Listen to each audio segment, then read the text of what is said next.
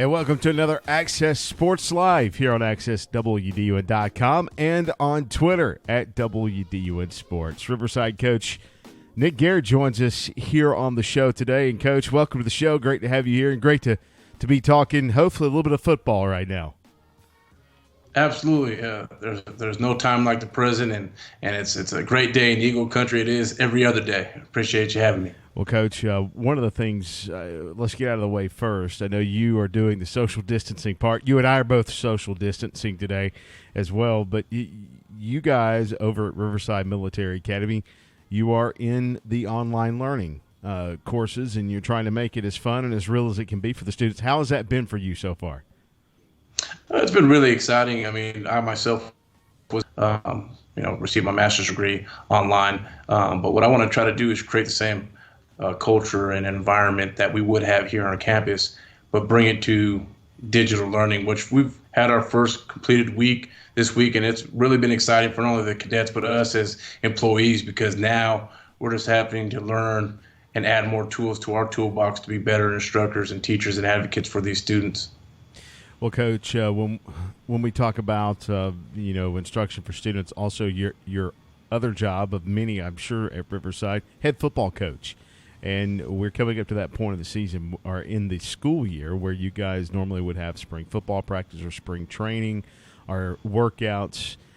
What is the effect right now on the program as far as having the players in to perhaps work out and, all that preseason prep work that you guys will be doing at this moment? Well, there's no way to replace that face-to-face social interaction, those connections. But the only way that we can foster and make those connections with what we have resourced would be through, different social media platforms. We got the Remind app that we use. We're going to try to attempt to do a Zoom session meeting because that's what the college coaches are doing. So we're going to try to utilize some of those platforms. Outside of that, we've been sending some stuff out to our kids. I think I lost you there for a minute, but I think you're back with us now. Well, that's interesting. You say I heard you say video games. So what type of I know kids want to play video games and stuff, and that's I guess one of the favorite pastimes of most of the kids right now. And maybe yourself. You play video games? I do play a little bit. I try to get with our staff and do a little bit of online Madden. I'm not going to say I'm very good at it, but it's just something to do to keep our staff engaged and keep football on their mind. All right, Coach. Now, one of the things you and I talked about earlier in the week was kind of a coach's type of roundtable, kind of a virtual roundtable, and we're going to try to kick this off with you. And you threw out some questions to me, and so I want to start with question number one, and probably at this moment it's the most important question. What is the single most important core value of your team? For us, is selflessness, and I think for us foundationally, it's the most important piece for our program here at Riverside is to understand it's we, not me, and because of that, you're gonna not only have a better athlete on the field, but you're going to have a better overall person and a better overall leader and a better overall academia. And that's what we need, especially here at our place, because it builds in with the military model. So some of the other things when you talk about, preparing for the upcoming football season, I know we're a few months out. Hopefully that season is going to happen. You and I are optimistic that hopefully in a couple of weeks things will get back to normal. But there are components to your program and components to every program. And one of the other questions that we have here on this list is what is 1 to 2 components of your game day routine with your players and your staff? This is something that not a lot of people know. It's kind of like a day in the life of a head football coach. You have to worry about everything, and then when you get to game day, you have to keep that as normal as possible for your kids. Absolutely. Kids have a lot on their plate. If it's from pass review, marching, setting up their rooms, getting their classes in order, making sure their peers are where they need to be. And there's a lot of different things between that and then playing on the field. So one thing that we do, and I'm sure other teams may do, is we always serve our kids a meal before every game. And our coaching staff's the ones that's serving it.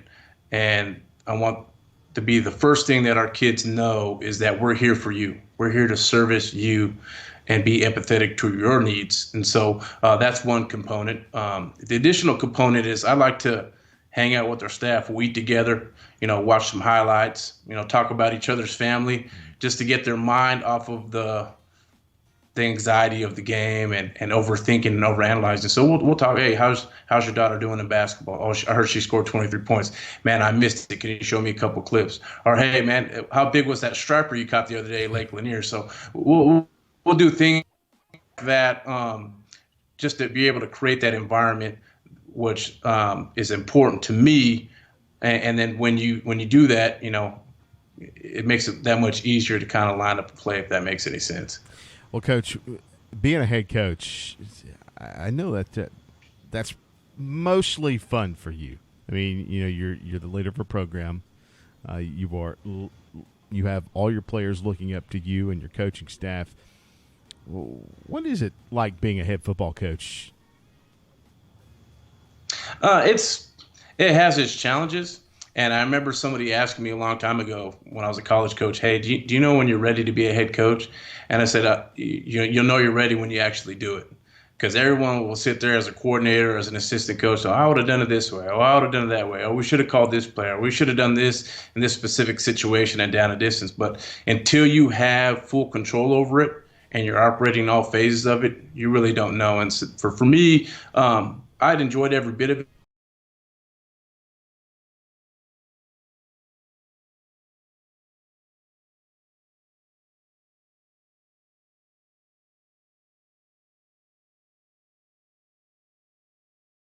But it has its challenges, but I love every minute of it. I love embracing it when it goes well. I love embracing it when it goes bad and everything in between. There's nothing like it. When you're talking about coaching a football team and anywhere that's a big deal, state of Georgia, it's probably a little bit bigger than a lot of other states go because of the nature of high school football. But you mentioned something interesting, and that has interested me since the shutdown has happened, and that's recruiting. And when you look at all of these high school athletes, a lot of them, they want to go to college and they want to play their sport. You've been in the college ranks as far as coaching goes. As far as recruiting going right now, what are some of the college coaches doing? How are they contacting you, and how do the kids or the athletes contact them? So, well, college coaches will do that. I haven't changed my number in about 10 years. So when I was a college coach, they had my number. Now that I'm a high school coach, they still have it. So that's one area, they can utilize to contact me. They'll send me emails. They'll reach out to me on Twitter. Nowadays, with all the information circulating so fast, some of these colleges are just contacting our kids directly, or our kids are reaching out to them, because we train our kids how to self-advocate, either from a college coach coming in or them to reach out. They're very proactive, not reactive. So they'll send information out to some of their top 10 schools. They'll do their research. These coaches will now know about some of our kids, and with the makeup and design of our school and the structure of it, they know when they reach out to our kids, they're yes or no sir kids. They're going to be, high test scores, high GPAs. And in one of our kids' cases, he's going to graduate early and be in someone's spring ball 2021. So when you look at, let's go ahead and get a glimpse. I know Riverside Military Academy is a little bit different from a lot of the other schools, when it comes to the preseason, because, some of your athletes move in, move out, or the move-in date at Riverside.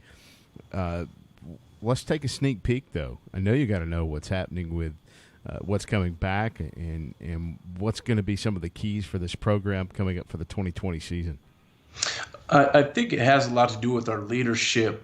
When kids stick around a program, whether here or anywhere else, for 2, 3, and 4 years, you really have some type of foundationary pillars built and anchored into the ground. And that's something really you can build on, because the other new kids that are rotating in can gravitate towards that, and they can transition a lot better than having a whole complete new team like we did this past year. This past year, I believe 97% of our roster was brand new. And it's very tough to work within that environment. But for us, we kind of planned accordingly, and we're still able to be relatively competitive because of that. But going into this year, we're looking at a possibility of having 40 returners back, which when we were that close to 40 was a couple years ago when we went to the second round of playoffs. Well, that obviously has to have you feeling pretty good about what's coming back at that 40, especially with Shaw Dabney, one of the most recruited players around the area, also coming back to your program. I know you're excited about that. What do you think about – and the other thing for you guys, you're moving up to a classification to Class 2A. You're going to be, I think, Region 8 2A now. What are your thoughts on making that move? I think personally it's a great move for you guys. It's exciting. The challenge was to make sure I could find 6 games with kind of in our demographic and not having to drive 5-6 hours away or driving out of state. And that was a little bit of a challenge, but, having a 4-team region, well, including us would be 5, but to win 2 games and be guaranteed a spot versus how we're in our last region where it was extremely competitive, extremely challenging.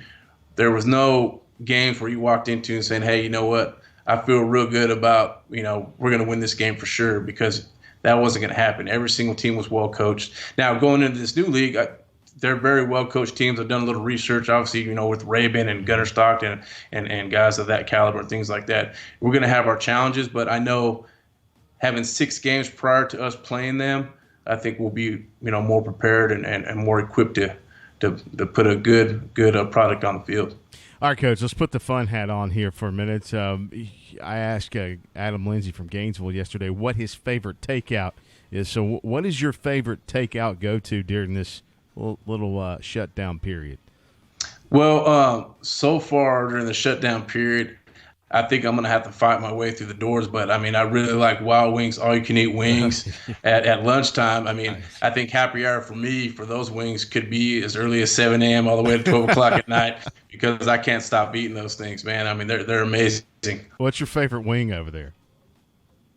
I get the medium and I get the lemon pepper dust on the side. It's a little razzle dazzle. Oh, yeah. Our staff puts together, and we'll take the $1 up charge for it. But I like to put a specific amount of lemon pepper on my flapper wings.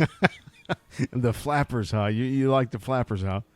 I'm 100% full flapper guy with the wings. Well, you and I, we were optimistic about the suspension of the season. Well, let's be optimistic here. In your own words, what is your thoughts on when maybe we'll get back onto some type of playing surface, a field, the courts? I don't care, just some type of live sporting action. I'm just going to throw it out there. I'm going to say late May. I really think late May we're going to get into something, if it's baseball or some type of OTAs in the NFL. And I think after that, everyone else is going to follow suit from college football, maybe a back end of track, maybe a back end of baseball. But right now, I know it's been an issue. It's hard to watch SportsCenter and not see constant updates of what's kind of going on. And so it's a different dynamic for everybody. But I think with the way things are going, collectively, we'll come together and be able to get back into the full swing of things. Do you believe Kirk Herbstreit? Did you see what he said today? I did not. I was pretty much caught up with class all day. What did he say? His belief is that college football season will not happen. Well, that's one person out of the billion that are out there, so I guess you got to have one naysayer, correct? Yeah, I guess we'll take our odds on that one. Right. Well, Coach, look, I appreciate you taking the time out of your day. I know you're a busy man to come on the show here with us and chat a little bit.